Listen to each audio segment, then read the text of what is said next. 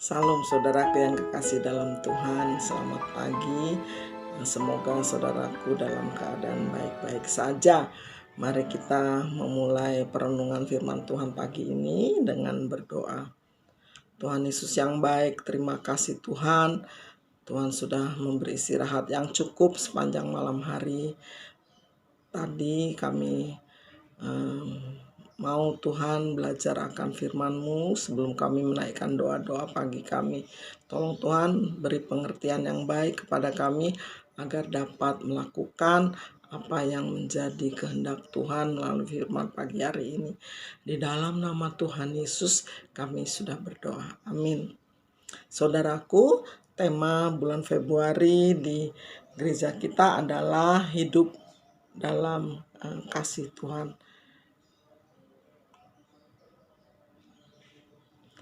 Hidup dalam kasih Kristus sebagai landasan firman untuk tema pagi ini saya ambil dari Roma 12 ayat 9 sampai 10 dengan judul saya memberi renungan ini, teruslah mengasihi. Natsnya diambil dari Roma 12 ayat 9 sampai 10. Demikian firman Tuhan.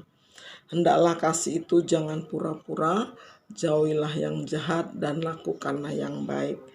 Hendaklah kamu saling mengasihi sebagai saudara dan saling mendahului dalam memberi hormat.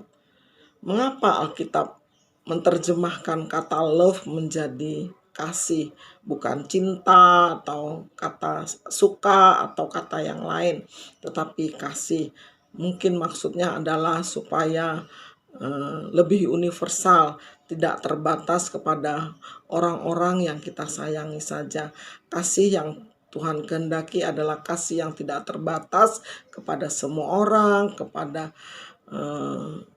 semua makhluk, dan kasih tetap ditulis dalam Alkitab dalam bentuk tingkatan agape, eros, dan lain sebagainya, tetapi yang diterjemahkan tetap dengan kasih. Roma 12 ayat 9 berkata, hendaklah kasih itu jangan pura-pura, jauhilah yang jahat dan lakukanlah yang baik. Kasih yang pura-pura itu seperti apa sih? Ada dua arti mengenai kasih yang pura-pura itu. Misalnya yang pertama adalah kasih yang tidak sesuai dengan apa yang dikatakan. Ngomongnya kasih tetapi perbuatannya tidak mengasihi. Tidak sejalan antara perbuatan dan perkataan, itu kasih yang pura-pura. Arti yang kedua adalah kasih tetapi tidak mendatangkan kebaikan, tidak mendatangkan kebaikan kepada kita sendiri juga orang yang kita kasihi. Salah satu contohnya ini benar-benar terjadi pada seorang teman saya. Sebut saja namanya Ana. Ana hidup di Jakarta dengan suami dan anak-anaknya.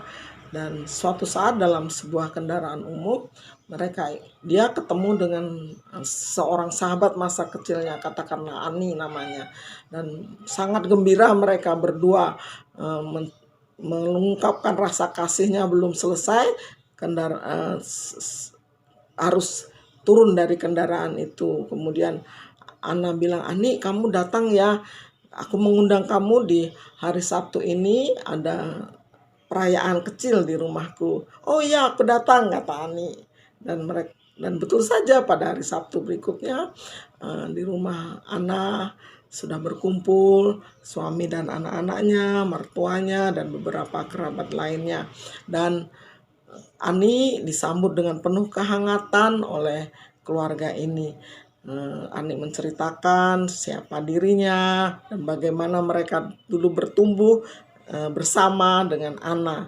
Dan keceplosanlah Ani ini tentang suatu peristiwa yang ditutupi selama ini oleh Ana, karena dia tidak mau rumah tangganya yang bahagia menjadi terganggu oleh pengalaman masa lalunya.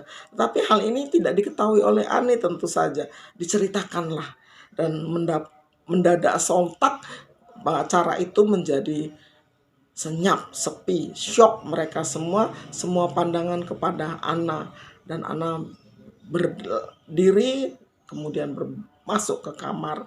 Dia tidak sanggup lagi menatap wajah keluarganya, dan suaminya kemudian mengambil tindakan dengan lemah lembut, berbisik kepada Ani. Ani diajak keluar dan kemudian Ani pulang. Dan saudaraku, betapa Anna sedih. Dia tidak berani lagi menghadapi keluarganya. Tentu keluarganya sudah berbeda sekarang memandang Anna. Tidak mengira bahwasanya Anna itu pernah punya pengalaman negatif di masa lalu, dan mertua Anna tidak mampu lagi bertemu dengan mertuanya, dengan suaminya, dengan anak-anaknya. Anna bilang, sudah tamat rumah tanggaku, aku akan mengundurkan diri dari kebahagiaan di rumah tangga ini. Suaminya sudah menghibur dia, anak-anaknya sudah menghibur dia, tapi bagaimanapun sudah tercoreng muka Anna di hadapan keluarganya. Ani mungkin maksudnya baik, dia mengasihi Anna dan dia ingin Anna diterima dengan apa adanya. Tetapi maksud yang baik, mengasihi yang baik ini tidak menghasilkan sebuah kebaikan karena suatu tindakan yang tidak dipertimbangkan. Sering kita melakukan hal yang seperti ini, mengasihi tapi waton, tidak mempertimbangkan bagaimana perasaan orang lain, bagaimana yang dipikirkan oleh orang lain. Kita harus meneladani bagaimana kasih yang pura-pura itu harus kita lakukan. Dengan kata lain, Roma 12 ayat 9 mengatakan, hendaklah kasih itu jangan pura-pura. Caranya bagaimana? Jauhilah yang jahat dan lakukanlah yang baik.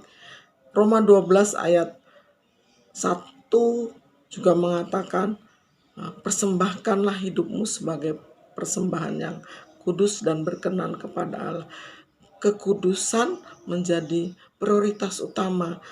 Sehingga ketika kita mengasihi, kita bertanya, apakah ini sesuai dengan yang dimaksud Tuhan atau tidak, mendatangkan kebaikan atau tidak.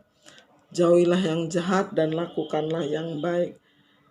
Masih banyak contoh lain. Misalnya juga ketika kita memberikan mainan kepada anak kita, maksudnya baik, tapi apakah menghasilkan sesuatu yang baik? Memberikan handphone kepada balita kita, apakah menghasilkan yang baik atau tidak? Bagaimana masa depannya?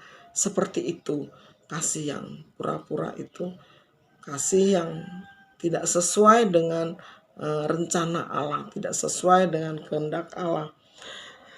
Aplikasinya juga ada pada ayat berikutnya di Roma 12 ayat 10. Hendaklah kamu saling mengasihi sebagai saudara dan saling mendahului dalam memberi hormat. Sekali lagi, hendaklah kamu saling mengasihi sebagai saudara dan saling mendahului dalam memberi hormat. Saudara yang dikatakan di sini adalah seperti saudara kandung, saudara yang bertumbuh dari sebuah rumah tangga. Jadi ketika kita mengasihi seorang, disertai dengan perasaan sayang, perasaan hormat, menghargai, dan ketulusan memaafkan dan sebagainya. Jadi tidak ada pamrih ketika kita mengasihi orang-orang lain, karena harus seperti kita sebagai saudara.